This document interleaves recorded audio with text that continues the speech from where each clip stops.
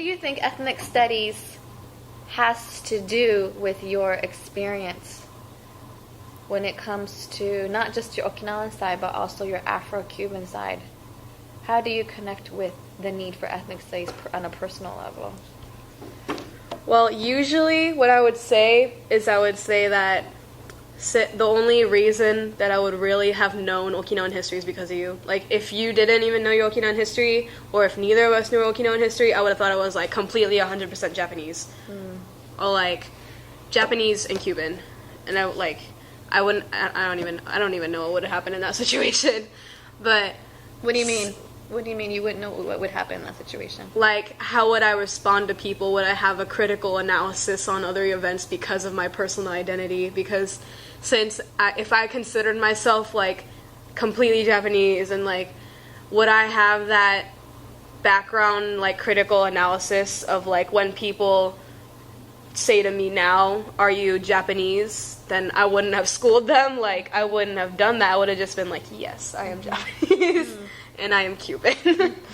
So I think in general for me it's about learning who I am, because I still don't really know who I am completely, because the only thing I know is that I'm Okinawan. My name's Kaiya. I'm Okinawan, Cuban, and Mexican, and that's my story. That's my general outline of what I know about myself. So if I knew more about not just myself, but the people surrounding me, and, like, the people, like, from where I come from, like, just not just saying I know about myself, but I know about those people that are across the world from me.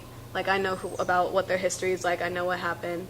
Like, just having that knowledge in general would probably help me a lot more with a lot of different things in life. As a mom and as a teacher, watching you with your excitement to learn about your heritage, not just a small part of your heritage, but all of your heritage, and then learning about that part of the heritage makes you want to learn about people in your life's heritage.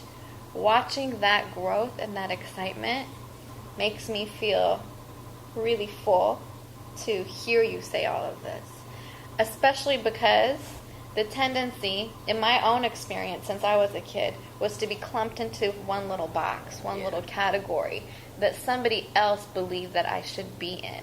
And you're busting down those categories to say, don't box me, and let me thrive by learning about other people's history too, so I could be empowered to fight for change. And that's what it's about. When we learn about our heritage, we learn about our history and our culture. It's not for us to keep. It's for us to strengthen our own community and then broaden that love even more to multiple communities. And that's how we fight for the world. So I'm proud of you. I'm going to tear up now. But I love you. I love you too. I'm proud of you.